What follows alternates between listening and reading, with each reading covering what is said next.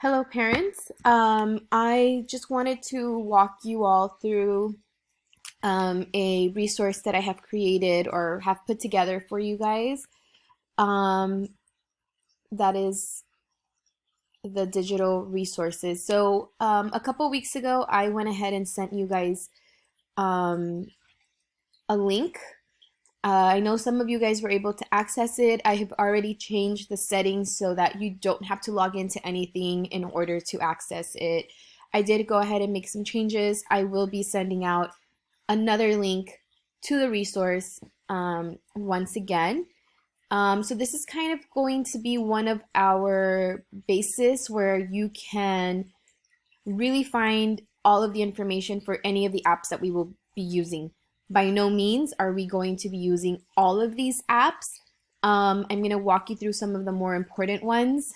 And then, some of the other ones are extras, things that you might want to go through if you have some extra time. If students finish work early, some things that you might want to explore, some things that you might want to do on the weekend.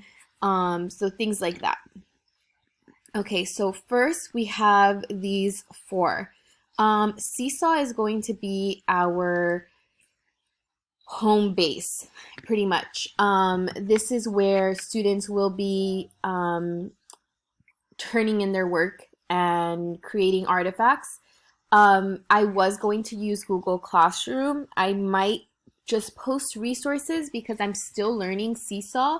And Google Classroom is something I'm a little bit more comfortable with.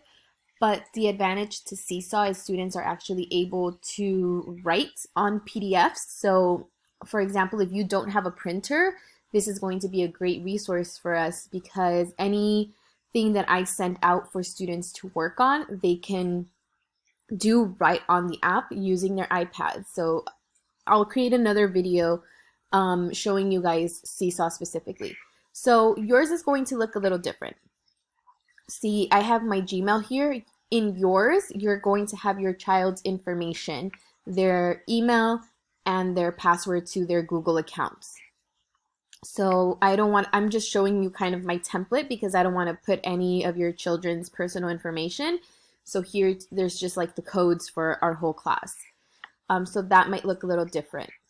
If you click, you'll notice if you click on the pictures, it'll link you straight to the website. And this is going to be very important, especially for some other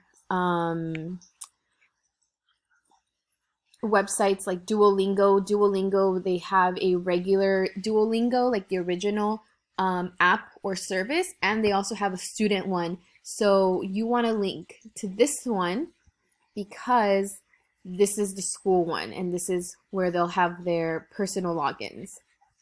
Okay, so on all of these, if you just click on the pictures, it'll have the links already embedded there for you. Okay. All right. So we'll be using Gmail. We might use Google Classroom. I don't know yet. Seesaw is going to be our home base. Flipgrid, I think I can link to Seesaw, or we might just use Seesaw. I know Seesaw has a recording function. We might use both. I'm still trying to figure it out. But I know the students really enjoy Flipgrid. So this is a site where students can record themselves, and we can use it to respond to reading. They can share their writing and things like that.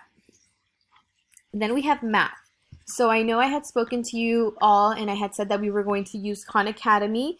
Khan Academy might be more of like our extension, maybe a little bit more of intervention. We're actually going to be using Zern. And the reason we're using Zern is because Zern has the ability to, it's linked to our curriculum. So I've decided that we're going to go back to Module 3 since right before we dismissed school, we had just finished Module 4, and we're just doing review for now.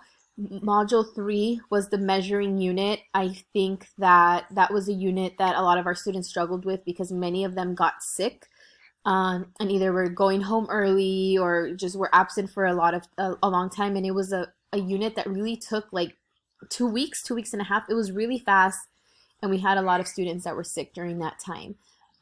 So I think this would be a great one to go back to. If we go to um, let's see. If I look at my curriculum for first grade and I go to mission 3, which will be module 3, what I really like about Zern in kind of playing with it is that it really goes through a lesson and it does it in an interactive way. So if we go to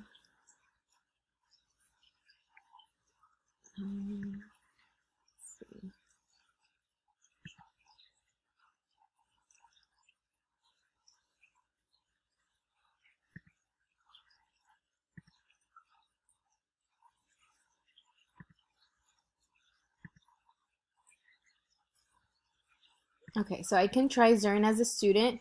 You'll see that um, I was kind of playing around with it a little bit. Students can, they'll learn, there'll be like a guided lesson, right? We have 5 and 3. 5 and 3 is 8. That's the whole. And it really is going, and this one is module 1, lesson 1. So this is like what we did very early on in school. But it's really kind of connecting to what the things that we've been doing, and it's showing them exactly how we learn it in class, right? So the 10 frame, using the 10 frames, groups of 5, to really be able to visualize, number bonds and things like that. The only downside to this is that this is in English and there's no way to get it in Spanish. So I think some of you guys will be happy with that, although for our language development it's not the best, but for the development of the math skills that we are doing, it's great, and it's aligned to how we learned it using Eureka or Engage New York. Okay, so Zern is where what we will use. Prodigy and ST Math will be like our extensions. So for writing, so this is like a writing menu, although I will be giving specific lessons, and I will show you in the Seesaw video how we're going to produce our writing using Seesaw. For reading, I think this is one that we're a little bit more comfortable with, right? We have Epic, Kids, which the students are very familiar with. And then here we have some extra ones in case they kind of get bored of those. These are some other websites you can check out. I will probably be doing using the Spanish experiment for our like interactive read alouds or shared reading, things like that. I think we'll be using this website together, and I'll be recording different things using that. These are some of our science sites that we might be exploring for science time. These are some of the social studies. And then these are some of the extras. So like we have typing sometimes. Maybe I'll have a day where it's like, okay, do typing for 10, 15 minutes or something like that.